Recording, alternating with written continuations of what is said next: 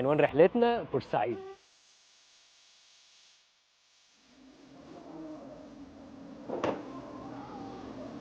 على الله ان شاء الله يا جماعه، على الله ان شاء الله. صباح الخير من مدينه الاسماعيليه ويلا بينا على بورسعيد. امبارح كنت بحلق، كنت بحكي رضا صاحب محل كوافير يا جماعه، ده مش اعلان بالمناسبه. فبقول له ان انا رايح ان شاء الله بورسعيد اصور فيديو كده. قال لي طب ما ايه رايك تروح بالقطر؟ عجبتني بصراحه فكره ان انا اروح بالقطر، بس بصراحه جوايا اتنين دلوقتي بيتكلموا مع بعض، واحد ندمان وواحد مش ندمان. القطر اتاخر جدا، وحاجه تانية ان القطر مش هيبقى احسن حاجه يعني، خصوصا ان لابس ابيض، فهنشوف بقى الدنيا هتمشي ازاي. متحمس للفكره خالص، بس بصراحه القطر يعني مش هيبقى احسن حاجه في الجو اللي احنا فيه ده يعني. بس يلا خلينا نجرب. وقفت واحد كده فبقول له لو سمحت هو القطر هيجي امتى؟ اتاخر يعني عن ميعاده. قال لي بص حضرتك هو ميعاده 11:30 بس ساعات بيجي 12:30. قلت له ايه؟ قال لي وساعات واحدة. ما عرفتش ارد عليه بصراحة. قرص 13 مرمشات 5 شاي قهوة شاي مخ اقصد شاي سكر زيادة الشاي عناب. صباح الفل يا جماعة، الناس الحلوة الناس الجميلة دي. بجد يعني راجل بيقول لي بقاله 33 سنة شغال نفس الشغلانة على القطر. بجد ذوق كده ومحترم وطريقته حلوة في الكلام صراحة. حاجة حلوة ان احنا نشوفه على الصبح كده يعني. بجد صباح الفل عليك. طبعا الراجل الطيب ده عازمني على الشاي وما رضيش ياخد فلوس والله يعني. بجد انسان جميل قوي كده يعني بجد والله يعني مش كل الناس اللي بتشتغل في القطر الناس مش كويسه يعني. الراجل شكله كده سبحان الله يعني، محترم جدا، لابق جدا جدا في الكلام وفخور بشغله جدا. فبصراحه عجبني جدا طريقته في الكلام. لو تشوفوا قد ايه انا قعدت اتحايل عليه ان هو ياخد فلوس، ما رضيش ياخد فلوس خالص والله. لما تشوفوا الراجل ده هو قطر بورسعيد، احنا في قطر بورسعيد من اسماعيليه لبورسعيد، واكيد القطر ده جاي من القاهره. لما تشوفوا الراجل ده سلموا عليه.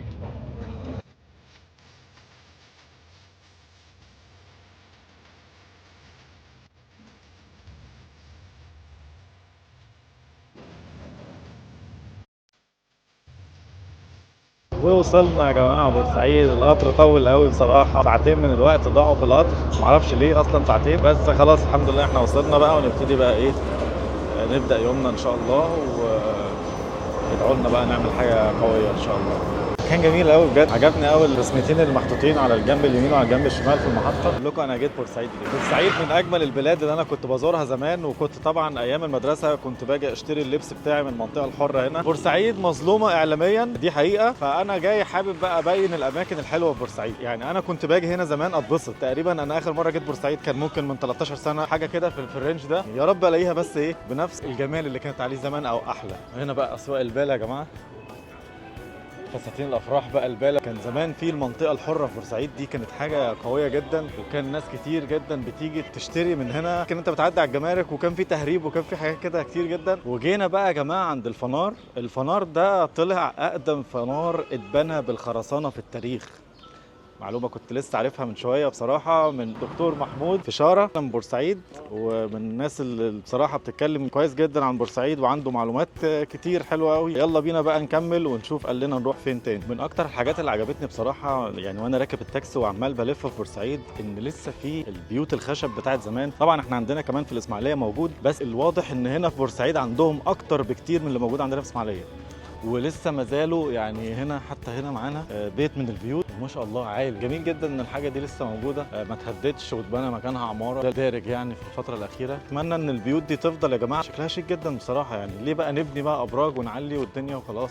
اكيد البيوت دي كان وقتها بيسكنها كبارات البلد والمهندسين الاستشاريين اللي كانوا بيبنوا القناه او كانوا بيشرفوا على القناه او كانوا بيديروا القناه. شركه مصر للسياحه دي كانت من اقدم الشركات زمان في مجال السياحه، وكنا دايما واحنا اطفال اصلا بنشوف اللوجو بتاعها كتير عند الاهرامات. فين دلوقتي؟ من الحاجات اللي بتزعل برضه يعني. شوارع بورسعيد الجميله يا جماعه. وهناك بقى هنا المعديه، وهنا يا جماعه تقدر تركب معديه وتعدي الناحيه الثانيه وتروح بقى على بور فؤاد وتروح الاماكن الجميله اللي هنشوفها ان شاء الله فيما بعد. هنروح ان شاء الله نعدي الناحيه الثانيه. وجيت يا جماعه عندهم بقى حاجات كتير، ايس كريم عجبني قوي، عصير قصب، وعجبني كمان في بتاع كده عامل زي التيراميسو، بس هو ما طلعش تيراميسو يعني، هو زي كيك كده وعليه كريم بس عجبني طعمه قوي يعني. اللي عجبني يا جماعه بجد والله ان بورسعيد محافظه على التاريخ بتاعها بجد يعني، ابطال يعني. بصوا البيت ده عامل ازاي، المفروض ان هو يتهد يعني. بس بصوا من تحت البيت المحلات مفتوحه عادي.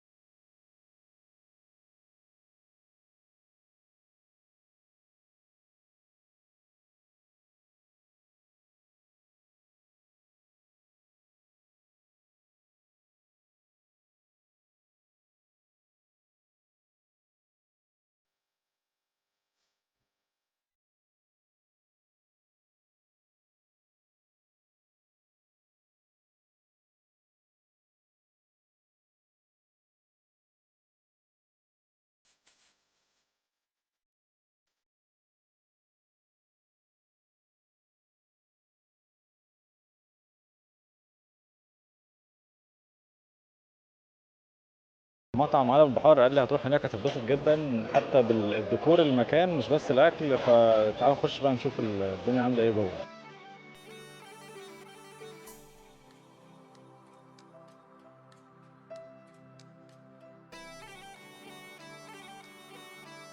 فين افلام فريد شوقي يا جماعه؟ افلام فريد شوقي بتاعت زمان مع محمود المليجي لما قاموا ضربوا بعض وكان في كده ازايز والديكور بتاع زمان هتلاقوه في المكان ده. الديكور جوه وهم بجد. يعني حتى دخلت جوه، انت جاي، مش بس جاي تاكل، لا انت جاي بتشوف متحف، مش مجرد مطعم يعني.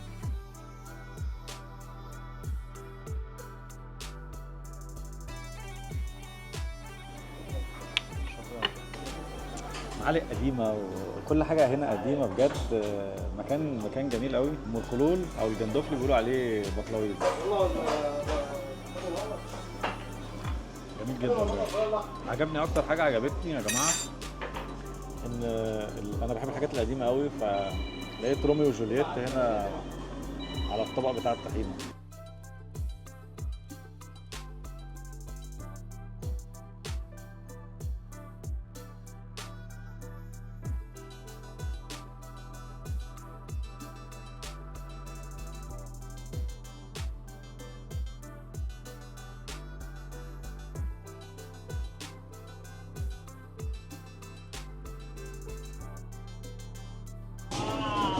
بطيخ الاصفر.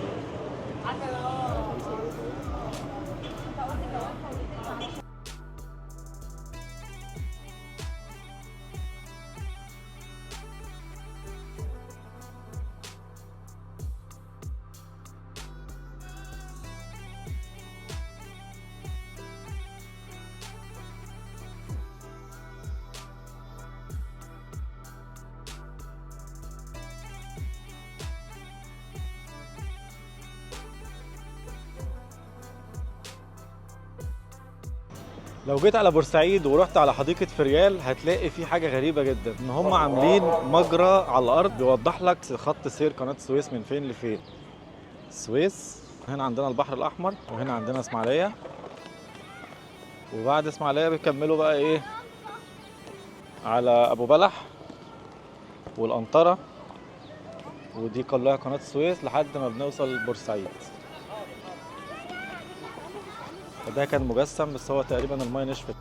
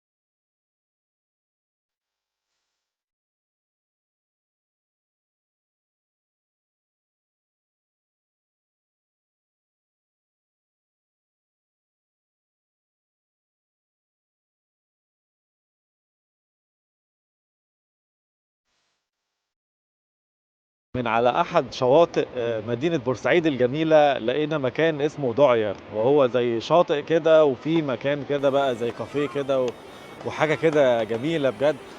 وناس بتلعب كرة الراكت الجميلة. والمكان بص المكان عامل ازاي يا جماعة. المكان مفتوح مع غروب الشمس بقى اللي هيحصل كمان شوية ان شاء الله. كمان شوية هيجي لي الدكتور محمود فشارة، وهو من اكتر الناس اللي بتكتب عن بورسعيد. هو بورسعيدي طبعا، من اكتر الناس اللي بيهتم ببورسعيد وبيكتب دايما عن تراثها. فطبعا ما لقيت حد افضل منه ان هو يكلمنا عن المدينة. يعني ان شاء الله هو هيجي لي كمان شوية، وهنقعد بقى ايه نتكلم عن بورسعيد ونشوف بقى الايه اجمل الاماكن فيها، ويحكي لنا عليها ويحكي لنا عن كل التراث الجميل والايام الجميله اللي اكيد والذكريات الجميله اللي هو عاشها هنا في مدينه بورسعيد.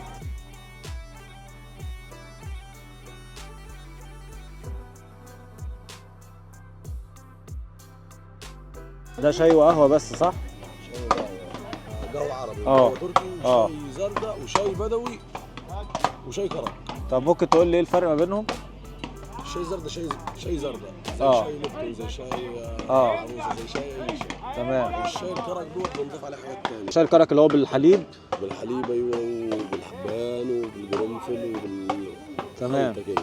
والشاي الزغده اللي هو زي الشاي العادي، الشاي الاسود.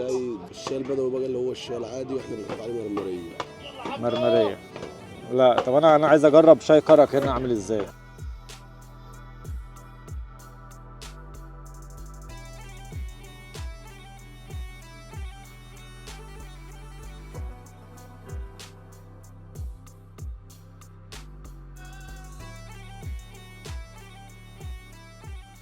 عم الناس، ايه الجمال ده؟ اهلا وسهلا. ايه الجمال ده بجد؟ ده ايه الجمال ده؟ بنركب من الشاي من هنا اهو، بس بنعمل بقى انت بتاخد منك وقت قد ايه دي؟ لا هي مش عمل تجاري، هو عمل فني. انا ممكن اعمل المركب كده مثلا تقعد شهرين 3 4. يا يعني تشتغل فيها سنه سنة بقى اكتر من يمكن من السنه اللي فاتت. يعني تشتغل مثلا لا ممكن بمزاجي، يعني ممكن اسيبها واعمل ربع ساعة مثلا هنا فيها تعمل شغل تاني. ممكن اخلصها كده بسرعه وبتاع، لان انا ايه بعملها وتروح وقت. لحد ما تبدأ فيها في يوم تاني حاجة تانية. طبعا كبيره وموجوده جوه وفي حاجات لا الله ينور عليك بصراحة، حاجات جميلة جدا لا ده جميل جدا. عبده مشالي. ده اليمين الجروب والوقت. عبده مشالي استاذ يا جماعة، عبده مشالي عامل عظمة يا جماعة، عامل عظمة في المكان الجميل ده على البحر هنا يا جماعة.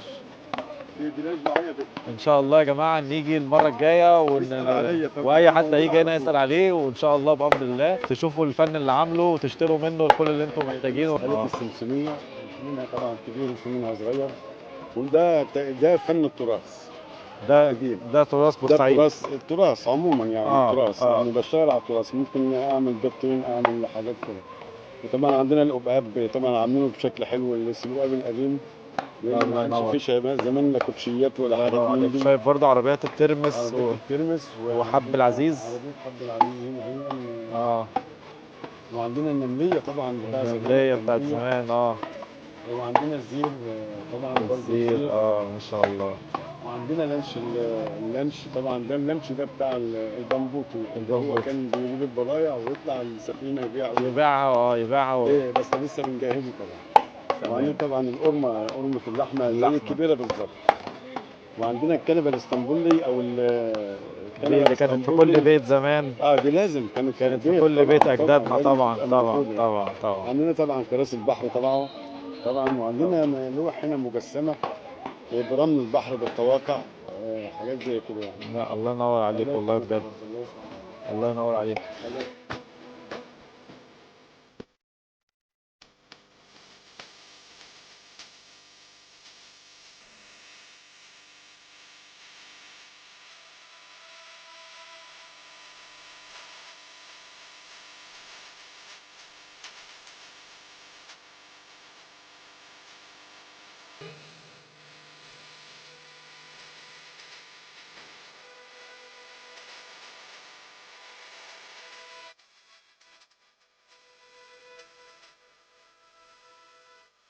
طبعا يا جماعه زي ما قلت لكم في اول الفيديو ان مش هينفع اتكلم انا عن بورسعيد والراجل ده موجود معانا الدكتور محمود. اهلا بيك. هو اللي هيقول لنا بقى ايه بورسعيد من البدايه لحد النهايه. نورت بورسعيد.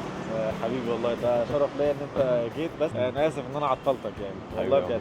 شرفتنا يا باشا. بص يعني هحكي لك الحكايه. كنت بقول ايه، كان يا مكان بلد اتسمت على اسم الخديوي سعيد زمان. بلد كوزموبوليتان عاش فيها مصريين، يونان وطليان. بلد فيها ثقافات اشكال والوان، فيها طراز معماري فريد. بلدنا عنوان رحلتنا بورسعيد. حاجات كتير قوي اختلفت، يعني ما بقتش عارف امشي فيها بصراحه يعني. هي اختلفت بس الروح واحده. يعني هي حلو في بورسعيد انك تلاقي ايه زي ما بقول، هي بلد كوزموبوليتان، فتلاقي في يعني احنا اهو هنا دي مدرسه ايطالي، دي مدرسه ايطاليه، ودي برضو كان اسمها الكاتدرائيه الايطاليه كنيسه العذراء. فاحنا كده هنا اهو احنا في ايطاليا اهو، يعني احنا كده ايطاليا. انت لو دخلت كده الكنيسه المارونيه، الكنيسه المارونيه دي اللي بناها نعوم شبيب، اللي هو اصلا بنى صاحب تصميم برج القاهره. فانت كده يعني لقيت نفسك في 4 حكايات كده في نفس الشارع، نفس المنطقه. يعني شارع صلاح سالم هتلاقي فيه كذا طراز معماري.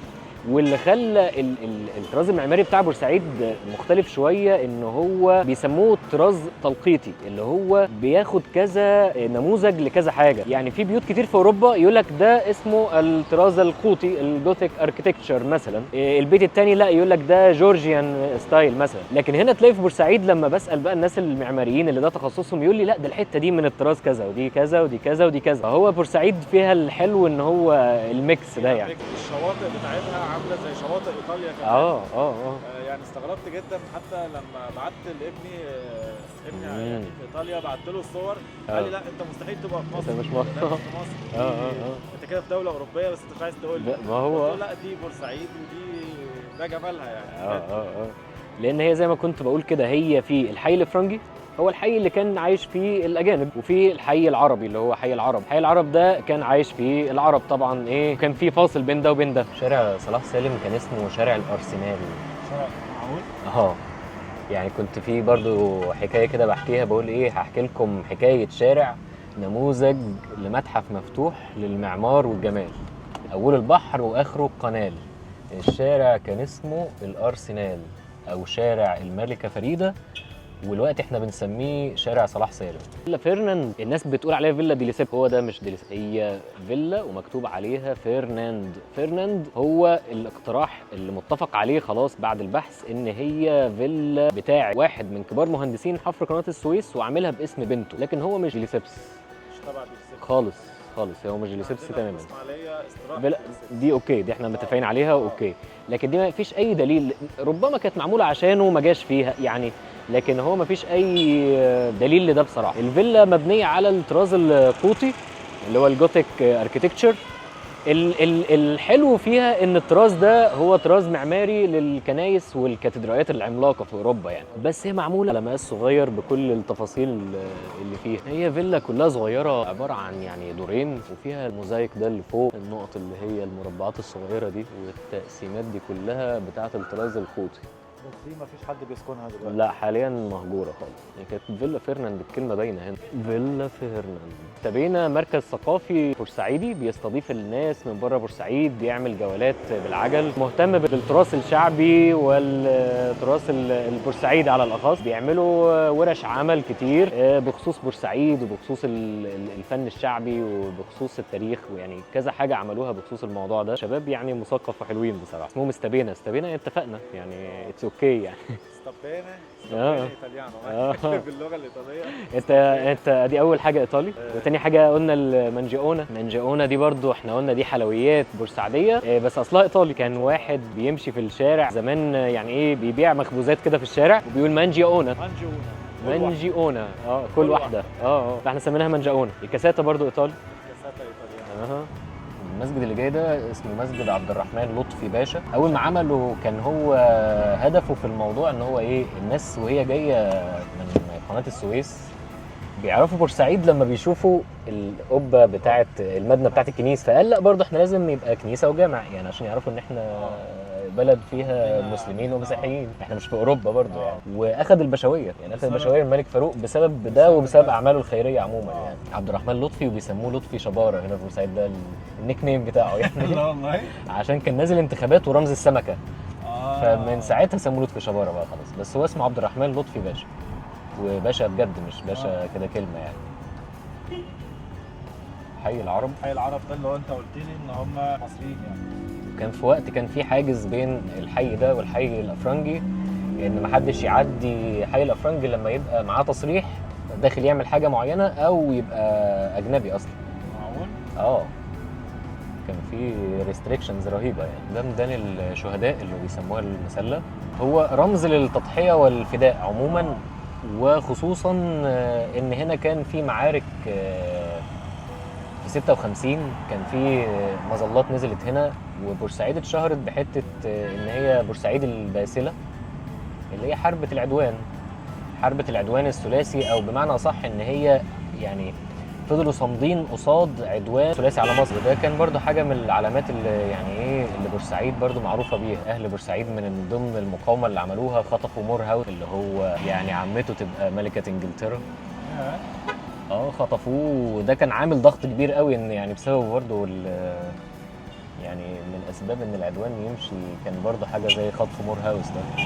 هو ازاي ده يحصل يعني؟ اتخططت كده، اتخططت ناس وقفوا في الشارع وعملوا زي تمثيليه وعارفين ان هو بيعدي الساعه كام، وقفوه خطفوه واخدوه في بيت كده حبسوه فيه، ويعني مش ما موتوهوش يعني. وجرت المفاوضات. لا هو بس هو مات لوحده لان اتحاصر المكان. الحنطور بقى المكان بقى محاصر، وما عادش فيه اي طريقه ان هم يخشوا له يدوا له اكل او كده، فمات في الاخر. خطفوه بقى في حي العرب بقى. هو خطفوه في حي العرب. تعالى لنا في ارضنا بقى. هنا هو حي العرب، هو الفاصل هو الشارع ده، يعني على شمالنا حي الفرنج، على يميننا حي العرب. حي العرب يعني احنا كده ماشيين في النص بين بالظبط. الحيين. وهنا كان في سور زمان يعني بيفرق. كان في يعني زي بوابات وكده. هنا بقى الجامع العباسي، واقدم مسجد حاليا، يعني هو في كان في اقدم منه طبعا، بس هو ده اقدم واحد على وضعه الاصلي. ابقى افرجك الحدوته بقى بتاعته كلها نفس اللون بالظبط. اصلا هو كان لونه متغير، وعرفوا اللون الاصلي من اسماعيليه، يعني رجعوا لبتاع اسماعيليه عشان يعرفوا اللون الاصلي بتاعه، ورجعوه بقى على وضعه الاصلي لان كان يعني اتغير خالص.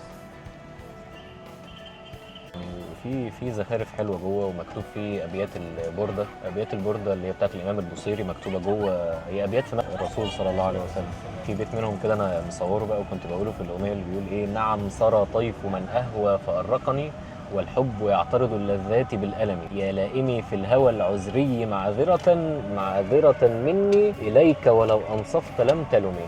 بيحكي عن ان هو كان بيحلم بالرسول جاله في المنام وأرقه من الحب يعني. هنا بقى انت المسجد التوفيقي هو ده يعني يعتبر اول مسجد كبير اتبنى في بورسعيد كمسجد، بس هو الوضع الحالي بتاعه اتغير شكل، يعني كان شكل تاني واتهد واتبنى واحد جديد. نفس المكان هدوه. يعني كان اول مسجد خالص كان هنا في الناصيه دي، كان مسجد صغير خالص كده، كان عباره عن مخزن غلال بس، وفوقيه مسجد صغير. بعد كده اتبنى المسجد ده مسجد كبير. انت ممكن هتلاقي كده هنا يعني البيوت بقى شكلها مختلف، احساس دافي اكتر شويه بقى. في ألفة كده. طبعا اللي بيميز البيوت بتاع بورسعيد اللي هي ايه الحجر وخشب مع بعض. والعلو بتاعها. في بيوت خشب وعاليه. فعلا ده لاحظت فعلا الصبح، البيوت فعلا عاليه جدا، خشب وعاليه جدا. ليك واحد منهم برضو هنا جميل. برضه في حاجه مميزه لبورسعيد، هي بورسعيد كانت متصممه بطريقتين، ان الممرات دي مثلا انا هدخل في اوله لحد ما اطلع لاخره اخد الشارع من كله، فالدنيا تبقى بتشتي او غيره، فانت في عندك مكان تقدر تتحرك فيه. وفي نفس الوقت برضه البلكونات كلها لو هتاخد بالك ان هي كانت مصممه ان هي ما فيش بلكونه تقفل على الثانيه، يعني لو انت في اول بلكونه هتشوف اخر الشارع، في اول بلكونه في اول الشارع هتشوف اخره. مسجد التوفيق مسجد التوفيق ما هو على اسم الخديوي توفيق هو اللي امر ببنائه. فيها الميزه بتاعه الحجر والخشب مع بعض. الحي العرب بقى كله تقاطعات كده، كله شوارع ضيقه. 90% منه شوارع ضيقه. دي العيله بتاعتي بقى هنا. اللي كان عامل لي بقى التصميمات ده برضو حد من الفنانين اللي هم بيسموه الفنان التلقائي، اللي هو كانوا زمان بيرسموا على البيوت الحج مبرور وذنب مغفور ومش عارف ايه. هو ده اخر حد كان بيعمل الموضوع ده. شارع التلاتيني عندنا برضه شارع 30 والعشريني. العشريني بقى شبه ده كده. اه العشريني بقى فيه لبس كده. طبعا السوق الاصلي بتاع بورسعيد هو السوق ده التجاري والحميدي والشوارع كلها الجانبيه دي، ده اصل البلد يعني. تحس ان انت دخلت في مكان تاني فعلا، الحي الاوروبي كان حاجه هاديه خالص. هنا في دفى شويه. هنا بقى في هنا السمنيه والتمريه بقى لو عايز تجرب. لو عايز تجرب التمريه والسمنيه حلويات. زي النهارده من 50 سنه أممنا قنالنا وده أعظم هنا، قالها جمال في المنشية، المية دي مصرية وقال لشعوب الدنيا قوموا اتحرروا، حفر القنال يا مخاد رجال من أجدادنا وأهالينا، والصبر طال على الاحتلال وخير بلدنا ماهوش لينا، وقال لشعوب الدنيا قوموا اتحرروا. على بورسعيد بدأ الهجوم، 3 دول على مدينة، هي دي حدوث بورسعيد والكفاح، يعني إن هو حصل هجوم على بورسعيد والبلد فضلت صامدة. يعني الفكرة في الصمود نفسه، هو طبعا ما كانش انتصار يعني حربي، بس اللي هو بلد تانية كانت سابت البلد ومشت، بس هو كان في كفاح في الفترة دي، ويعني زي ما الأغنية بتقول بكفاح عنيد وطوب وشوم، يعني كان كلها محاولات كده بأسلحة وحاجات يدوية يعني بدائية. كان في صمود للاحتلال يعني بطريقة أو بأخرى لحد ما خلاص يعني طلع قرار وقف إطلاق النار والحرب وقف. دكتور محمود انا بشكرك جدا، شرفتنا بس والله بجد. يعني انا مبسوط جدا ان انا قابلت حضرتك. أيوة يعني بجد واتعلمت منك حاجات كتير عن معلومات انا ما كنتش اعرفها. ما كنتش لسه اعرفها يعني، حتى لو قعدت الف النهارده طول اليوم ما كنتش اعرف المعلومات ده كان الملخص السريع يعني. والله بشكرك جدا، وانا الناس كلها تخش تتابع حضرتك، تشوف اللي حضرتك بتنزله، وحضرتك منزل حاجات يعني بجد تستحق الاهتمام. وتعالوا بورسعيد ان شاء الله هنيجي بورسعيد، وكل اصحابي وكل اللي بيتابعوني ان شاء الله يجوا يا اهلا بورسعيد. بيك. ايوه يا محمد.